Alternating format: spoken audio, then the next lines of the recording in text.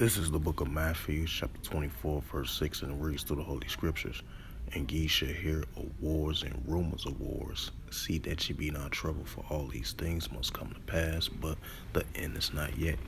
Shalom. First and foremost, I'd like to give all praises and glory and honor to Yahweh, Bahashem, Yahweh Shai, Bahashem, Wakar Kadash.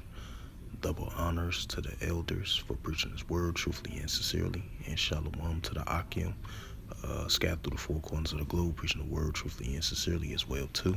And I say shalom to you Akim out there. And this is a sit-down lesson that I want to bring out from msn.com by Reuters from yesterday at 7:36 p.m. And it reads, Russia warns again that risk of nuclear confrontation with U.S. growing. The TASS report. It says risk of direct military confrontation between the two nuclear powers, Russia and the United States, are steadily growing. The TASS news agency quoted a senior Russian diplomat as saying on Tuesday. Right, so that's what you call a war. Wars and rumors of wars are building up and heating up. It says Vladimir Lokombov, Yurkolov, if I pronounce his name right. It says the foreign minister, head of nuclear and non-proliferation, told the Russian state news agency that Washington is escalating the risk through its conduct with Moscow. Since the start of its invasion of Ukraine 14 months ago, Moscow has issued regular charges against the United States and what it calls the collective West for raising the risk of a nuclear war, rhetoric intended to deter Kyiv's allies.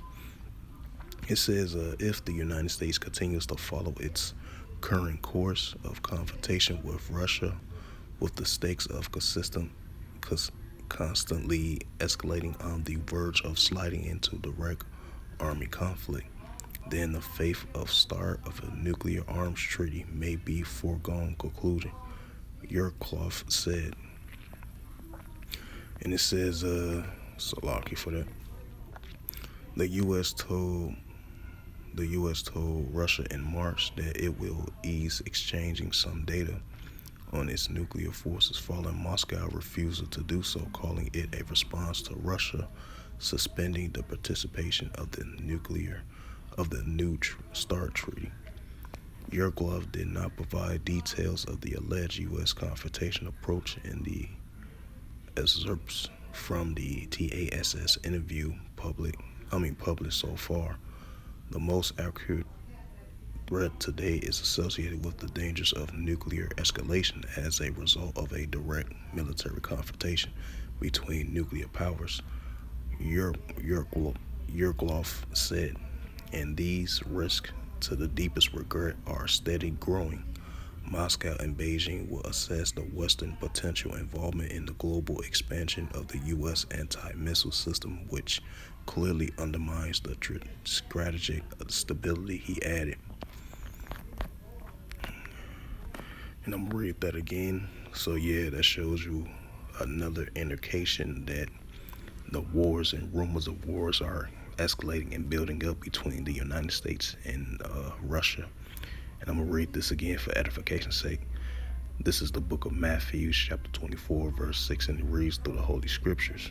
And ye shall hear of wars and rumors of wars. Right, that's what you call a growing, increasing escalations between Russia and the United States, of a continual growing escalations of a potential nuclear confrontation between these two different nations, these two nuclear powerhouses of Russia and the United States.